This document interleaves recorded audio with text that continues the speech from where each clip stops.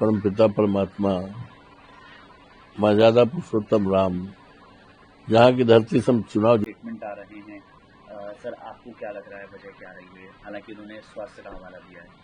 देखिए, महामहिम उपराष्ट्रपति जी धनखड़ साहब तो कल 21 से मानसून सत्र आहूत था, लोकसभा में भी राज्यसभा में, और मैंने कल उन्हें राज्यसभा की कार्रवाई बहुत ही सुचारू ढंग से, अच्छे ढंग से कराते देखा, सुना है 1 घंटे तक।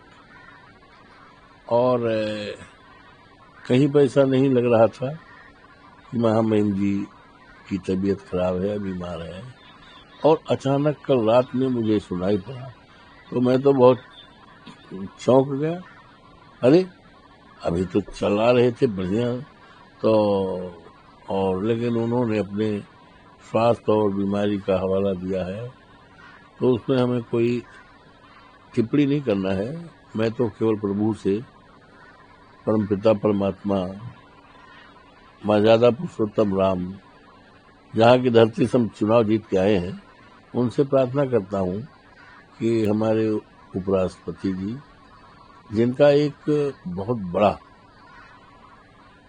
राजनीतिक देश की सेवा करने का, एक सफल एडवोकेट के रूप में, सफल राजनेता के रूप में और सफल देश के उपराष्ट्रपति के रूप में उन्होंने अपना कीर्तिमान और अपना एक स्थान कायम किया है। और उनकी विशेषता रही, वो बहुत निडर थे और बहुत बेबाक तरीके से, और हमेशा वो संविधान की रक्षा और संविधान के अनुसार सोचते थे, काम करते थे। और उनका इस्तीफा एक चौंकाने वाला है। तो मैं और बातों में नहीं जाना चाहता, किस नेता का क्या बयान आया, क्या नहीं आया, लेकिन मेरा निजी ये है कि उन्होंने बीमारी का हवाला दिया है और ईश्वर से प्रार्थना ही करता हूँ वो स्वस्थ रहें, प्रसन्न रहें।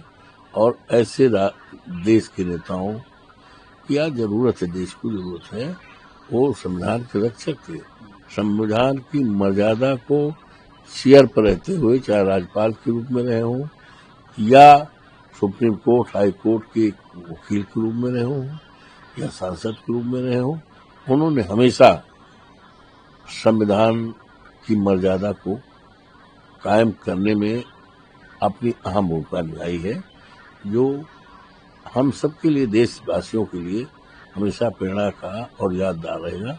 हम कोई बात है तो हम माननीय प्रधानमंत्री जी से उम्मीद करते, आग्रह करते हैं कि उनसे संपर्क करके उनको इस बात के लिए प्रार्थना कर लें कि वो अपना इस्तीफा वापस ले लें, तो अच्छी बात होगी। सर, इसके अलावा सर, आज पार्लियामेंट में SIR, बिहार SIR जो इशू चल रहा है वोटर वाला, उसमें इंडिया ब्लॉक और जो अपोजिशन लीडर्स हैं वो प्रदर्शन करेंगे।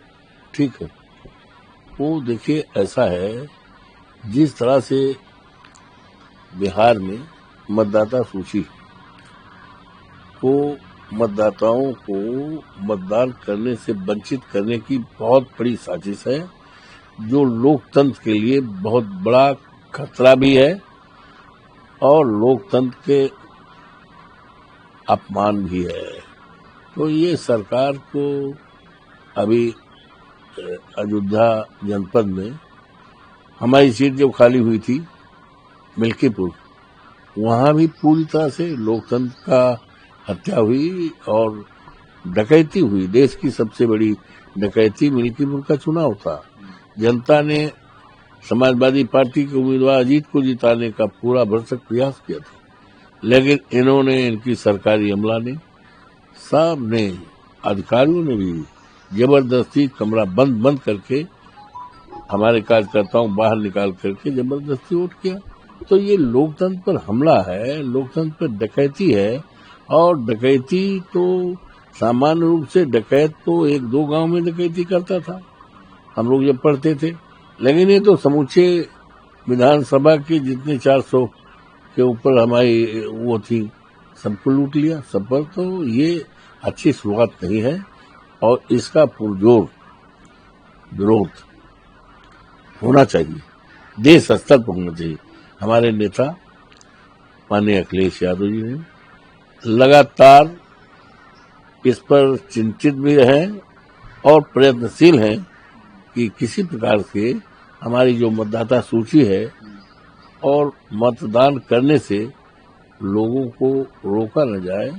ये मतदान का अधिकार बाबा साहब भीमराव अम्बेडकर ने दिया है, तो बाबा साहब भीमराव अम्बेडकर के संविधान को तो छेड़छाड़ करने तो यूं ही उतारू हैं, लेकिन किसी भी कीमत पर मतदाता का जो बिहार में चुनाव हो रहा है, ये सरकार इन प्रकार सत्ता में आना चाहती है और जायज मतदाताओं को उनके मताधिकार के अधिकार से वंचित रखना चाहता है।